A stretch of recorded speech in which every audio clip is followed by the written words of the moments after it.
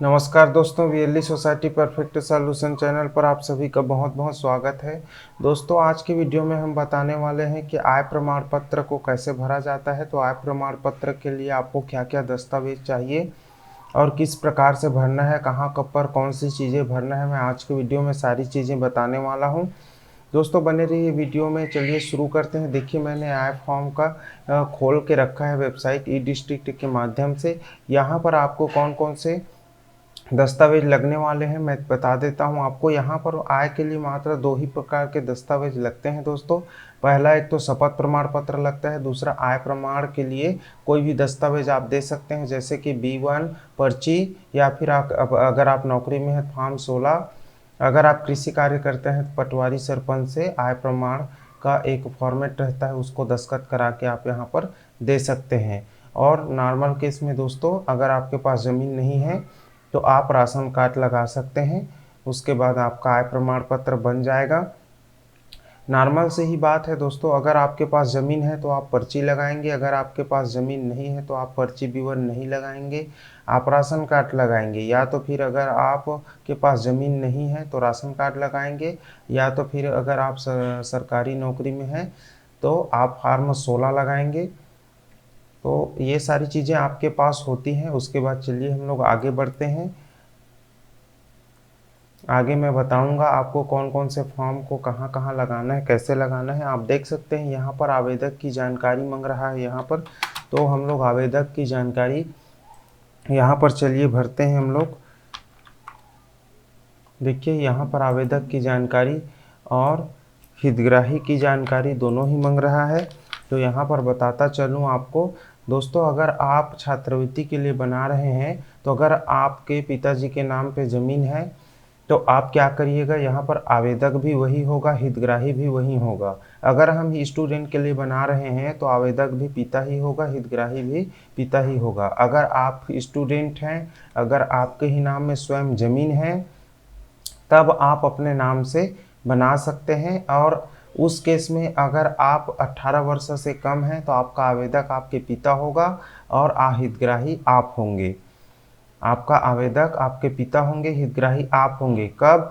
जब आपके नाम से ज़मीन है और आपका उम्र कम है। अगर आपके नाम से ज़मीन है और आपका उम्र हो गया है तो आप दोनों में, हितग्राही और आवेदक दोनों में आपका ही नाम रहेगा। अभी हम लोग पिता का बना रहे हैं, यहाँ पर पिता का नाम डाल रहे हैं क्योंकि पिता के नाम से ज़मीन है और बच्चे को छात्रवृत्ति के लिए आय प्रमाण पत्र बनाना है। तो यहाँ पर दोनों में ही पिता का ही नाम रहेगा। यहाँ पर हम उसका पता डाल देंगे। उसके बाद यहाँ पर हम उसका मोबाइल नंबर डाल देंगे। ये यहाँ पर हम उसका ईमेल आईडी डाल देंगे।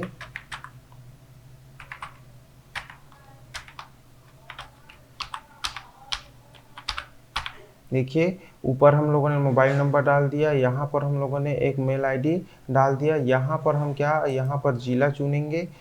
उसके बाद यहाँ पर कार्यालय का प्रकार, उसके बाद तहसील, उसके बाद राजस्व ग्राम।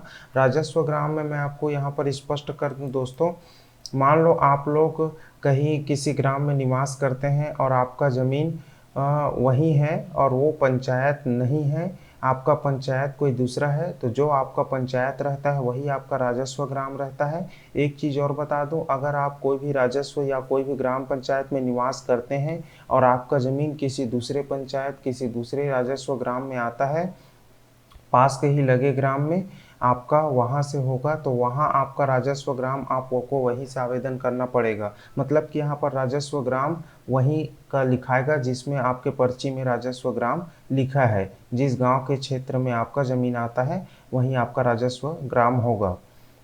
भले ही आप कोई भी गांव में निवास करते हो, आपको वहीं से आवेदन करना होता है। तो यहाँ पर हम लोग जमा करेंगे। उसके बाद आगे जैसे ही बढ़ेंगे एक नया फॉर्म खुल के आ जाता है। यहाँ से आप देख सकते हैं इस प्रकार से, जो हम लोगों ने पहले भरा है अभी वो बुनियादी जानकारी है। उसके बाद यहाँ पर जो हम जानकारी अब भरने वाले हैं वो मुख्य जानकारी है दोस्तों।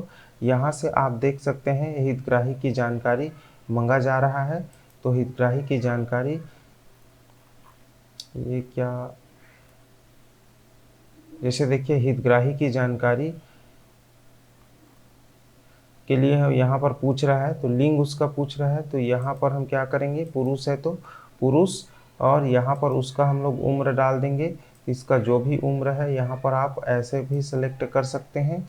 जो मैंने उसका उम्र डाल दिया है यहाँ पर, उसको 49 साल चल रहा है।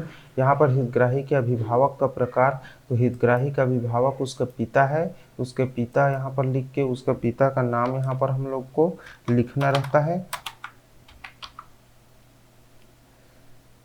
तो हम लोग उसके पिता का नाम यहाँ पर लिख लेंगे। यहाँ पर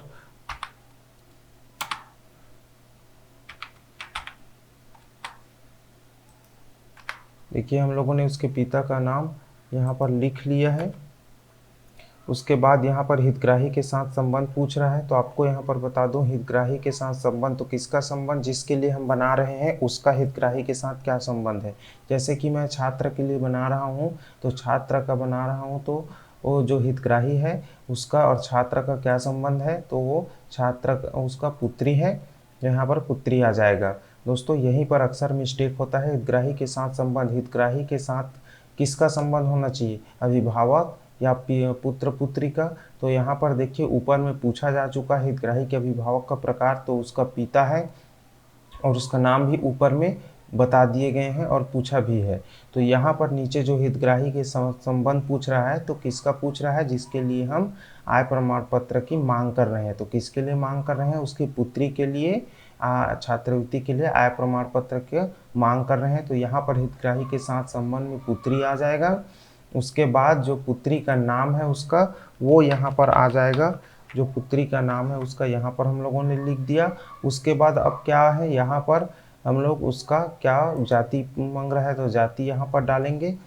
तो आपको यहाँ पर बता दूँ 2 अक्षर आपको टाइप करना है, उसके बाद आ जाता है। उसको सिलेक्ट करने के बाद यहाँ श्रेणी और वर्ग क्रमांक ऑटोमेटिक आ जाता है।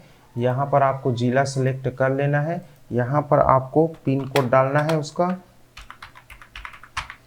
पिन कोड डालने के बाद यहाँ पर व्यवसाय को आपको उसका बताना है, तो क्या व्यवसाय करता है। तो जैसे यहाँ पर उसका व्यवसाय कृषि है, तो हम लोग कृषि यहाँ पर लिखने वाले हैं।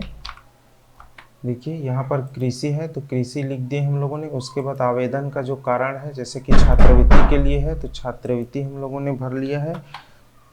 उसके बाद हम लोग यहाँ से हम लोग उसका आय भरेंगे। जो भी पटवारी ने आपके फॉर्म में आपका आय लिखा है उसको यहाँ पर भरना है। देखिए सारी चीज़ें हम लोगों ने भर ली है। ऊपर एक बार और आप देख सकते हैं हितग्राही की जानकारी पर हम लोगों ने सारी चीज़ें भर ली हैं। आपको जो भी यहाँ पर समस्या आता है तो आप पूछ सकते हैं, मैं कमेंट सेक्शन में उसका जवाब ज़रूर दूंगा। यहाँ से सहेज लें इसको। उसके बाद जैसे ही पेज आगे बढ़ता है, मैं आपको यहाँ पर बता दूं कौन कौन से डॉक्यूमेंट लगेंगे, उसके लिए सारी चीज़ें आपको यहाँ पर बताने वाला हूँ। तीसरा जो स्टेप है हम लोगों का डॉक्यूमेंट अपलोड करने का स्टेप रहता है, तो चलिए हम लोग देख लेते हैं उसको। यहाँ पर आप देख सकते हैं इस प्रकार से पेज खुलकर आता है। यहाँ सभी संलग्नक दिखाएं पर आपको क्लिक करना है। अब यहाँ से क्या करना है, आपको सबसे पहले यहाँ पर मूल शपथ लगाना है, सिर्फ एक ही शपथ आपको लगाना है। उसके बाद आवेदन लगाना है। आवेदन के बाद आपको आय लगाना है। आय के बाद आपको पटवारी का जो प्रतिवेदन रहता है वो लगाना है।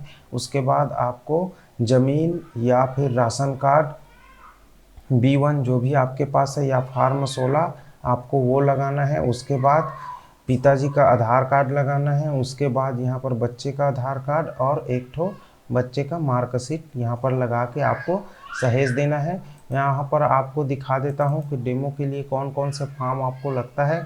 सबसे पहले आपको मूल शपथ यहाँ पर लगेगा। आप देख सकते हैं शपथ इस प्रकार से होता है। जो मूल शपथ होता है ये मूल शपथ है, आप देख सकते हैं यहाँ से ये मूल शपथ होता है। उसके बाद जो आवेदन रहता है, आवेदन ये होता है दोस्तों, इसको आवेदन बोलते हैं।